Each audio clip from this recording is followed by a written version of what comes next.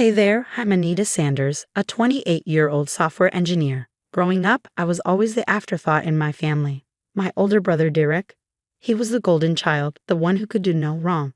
I vividly remember my 10th birthday when my parents forgot to buy me a cake because they were too busy planning Derek's college send-off party. That pretty much sums up my childhood. Anita, honey, can you help set the table? My mom, Martha, would call out. Derek needs to focus on his football practice. I grumble but comply, watching as Derek lounged on the couch flipping through channels. That's my girl, Dad would say, not even looking up from his newspaper. As we grew older, the pattern continued. I worked my butt off through college, landed a great job at a tech firm, and started saving every penny. Meanwhile, Derek. Another divorce. I overheard Dad say one day, "Don't worry, we'll figure something out. You know we've always got your back." I rolled my eyes so hard I thought they might get stuck. That was marriage number 3 down the drain. My best friend and coworker, Lydia, was my saving grace through it all. "Girl, you need to set some boundaries with your family," she'd tell me over our lunch breaks. "They're taking advantage of you." I know, I'd sigh. "But they're family, you know." Little did I know how prophetic Lydia's words would be. Last week, I got the promotion I've been gunning for. Junior Dev Team Lead, baby. I was on cloud 9, already dreaming about the cute little house I'd finally be able to afford. "Let's celebrate." Lydia squealed, hugging me tight. First round's on me. We hit our favorite bar after work, and I may have had one too many martinis. Feeling bold, I decided to check my savings account, ready to see that down payment within reach. "What the?" I muttered, staring at my phone in disbelief. "What's wrong?" Lydia asked, leaning over. I showed her my screen, my hands shaking. It's empty. All of it. Gone." "That's impossible," Lydia said, grabbing my phone. "Did you get hacked?" But deep down, I knew this had my family's fingerprints all over it. The golden child had struck again, and somehow I was left holding the bag. As I sit here nursing the mother of all hangovers and a broken heart, I can't help but wonder, how the hell did I let things get this far? And more importantly, what am I going to do about it? I stormed into my parents' house, my blood boiling. Mom and Dad were in the living room, looking way too calm for people who had just robbed their own daughter. "What the hell did you do to my savings account?" I demanded. Mom's face paled. "Anita, sweetie, let's talk about this calmly." "Calmly? You emptied my entire account." Dad stood up, trying to placate me. "Anita, you have to understand, your brother." "Of course it's about Derek. When is it not about Derek?" "He's going through a difficult time," Mom interjected. "Vanessa is threatening to go public with certain information." I laughed bitterly. Let me guess, he cheated on her too. The silence was all the confirmation I needed. "We had to protect the family name," Dad said firmly. "You wouldn't want your brother's mistakes to affect your career, would you?" "My career? Are you kidding me? You stole my money." "We didn't steal anything," Mom snapped. "We're family. We help each other." "Help? You took everything I've saved for years. How did you even access my account?" Dad at least had the decency to look sheepish. "Remember when you helped us set up online banking? You gave us your information then. I felt sick. I trusted you. And we're asking you to trust us now," Mom pleaded. "Derek needs this. Once he's back on his feet." "No," I cut her off. "No more. I'm done being Derek's personal piggy bank. I want my money back. Every cent. Now." "Be reasonable," Dad started. But I was beyond reasoning. "Reasonable? You want reasonable? How about I go to the police and report this theft?" Mom gasped. "You wouldn't dare. We're your parents." "Parents don't steal from their children," I shot back. As we argued, I noticed movement in the hallway. My younger cousin Jake stood there, phone in hand, eyes wide. Was he recording this? Dad noticed too. "Jake, this is a private family matter. Go to your room." Jake scurried off, but not before giving me a significant look. I'd have to talk to him later. "I want my money back," I repeated, my voice shaking with anger. "Anita, please," Mom begged. "We'll figure something out. Just give us some time." "Time? Like the time I spent working overtime, skipping vacations, pinching every penny. That time." The silence that followed was deafening. "I can't believe you did this," I said, my voice barely above a whisper. "I'm moving out today. Don't be dramatic. Dad scoffed. Dramatic? You haven't seen dramatic yet. I headed for the stairs. I'm packing my things and leaving. And if I don't see that money back in my account soon, the next conversation we have will be through lawyers. I could hear them calling after me, but I didn't care. As I threw clothes into a suitcase, my phone buzzed. It was Lydia. Hey, how'd it go? About as well as you'd expect. Can I crash at your place for a while? Of course. Want me to come help you pack? Please, and Lydia, thanks. As I hung up, I noticed a text from Jake. I got it all on video. Let me know if you need it. For the first time since this nightmare began, I felt a glimmer of hope. Maybe, just maybe, I could finally put an end to this family's toxic dynamics. And if Derek and my parents went down in flames, well, they lit the match themselves. Later, I sat at Lydia's kitchen table, surrounded by a mess of papers and laptops. Jake had just left after dropping off a USB drive filled with financial documents he'd swiped from Derek's home office. I can't believe how deep this rabbit hole goes, Lydia muttered, scrolling through spreadsheets. I rubbed my temples, feeling a headache coming on. Tell me about it. How did I not see any of this before? Because you didn't want to, Lydia said gently. But now we've got the goods on your brother, and it's not pretty. I picked up a bank statement. Look at these withdrawals. They line up perfectly with the deposits into his personal account. He's been embezzling from his own company for years. Jake's voice crackled through the speakerphone. Guys, I just got off the phone with Grandma.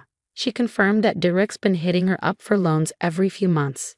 She thought she was helping him through tough times. More like helping him fund his midlife crisis, I growled.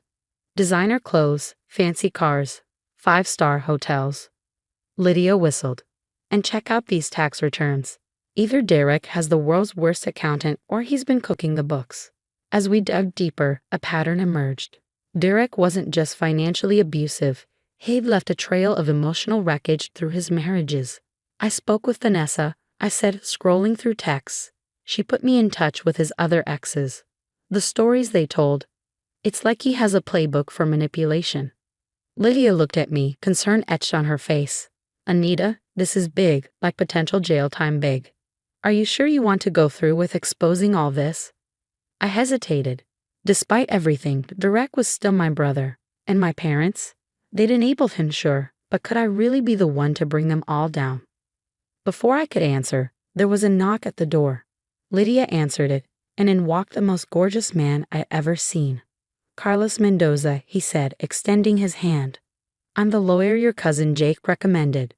I shook his hand, suddenly very aware that I was in day-old sweats with unwashed hair. Annetta Sanders. Thanks for coming. Carlos' eyes swept over the chaos on the table. Looks like you've been busy. Mind filling me in? For the next hour, we laid out everything we discovered. Carlos listened intently, occasionally asking sharp questions that made me realize just how serious this all was. So, he said finally, leaning back, what do you want to do with all this? I took a deep breath. I want my money back, but more than that, I want Derek to face consequences for once in his life. I'm just scared of what it'll do to my family. Carlos nodded. It's a tough situation, but remember, you're not the one who created this mess. You're just the one brave enough to clean it up. Something in his words, or maybe just the way he looked at me with those intense brown eyes, made me sit up straighter. You're right, I said. It's time Derek faced the music. Where do we start? As Carlos began outlining our strategy, I felt a mix of dread and excitement. This wasn't going to be easy, but for the first time in my life, I was taking control. Oh, Lydia piped up. Don't forget to mention your promotion. We're not letting Derek's drama overshadow that. I smiled gratefully at her. Right. I've got a new job title to live up to. Lead developer won't conquer itself. Carlos grinned. A woman of many talents. I look forward to working with you, Anita. As we dove back into the documents, I couldn't help but feel a spark of something new. Maybe, just maybe, out of all this chaos, something good could grow. But first, it was time to tear down the house of lies my brother had built. I took a deep breath, my finger hovering over the send button. This email would set everything in motion. No going back now. You sure about this? Lydia asked, squeezing my shoulder. I nodded, clicking send. It's time. The next few weeks were a whirlwind. Derek's company received an anonymous tip about his embezzlement. The IRS got a detailed report of his tax fraud. And thanks to Carlos' connections, Derek's exes found a sympathetic journalist to share their stories. The house of cards came tumbling down fast. I was in a meeting when my phone exploded with notifications. Derek Sanders, CFO of Technova, arrested on multiple charges. I excused myself, hands shaking as I called Carlos. "It's happening," he said. "You ready for the next step?" I steeled myself. "Let's do it." We met my parents at their lawyer's office. They looked shell-shocked. "How could you do this to your own brother?" Mom hissed. I slid Jake's recording across the table. "How could you steal from your own daughter?" Their faces paled as they listened to their own voices admitting to the theft. "You have two choices," Carlos said coolly. "Repay Anita in full or face charges yourselves." Dad's shoulders slumped in defeat. "We'll pay." The fallout was brutal. Derek was fired and faced years in prison. My parents became social pariahs when the story broke. But the hardest hit came from an unexpected source. "Anita, dear," my grandmother said over the phone. "I've revised my will. I hope you don't mind, but I've left everything to you." "Grandma, you don't have to." "I do," she interrupted firmly. "It's time this family had some honest leadership." Months passed. With my recovered savings and a hefty promotion, turns out exposing corporate fraud looks good on a resume. I bought my dream home, a cute Victorian with a wraparound porch.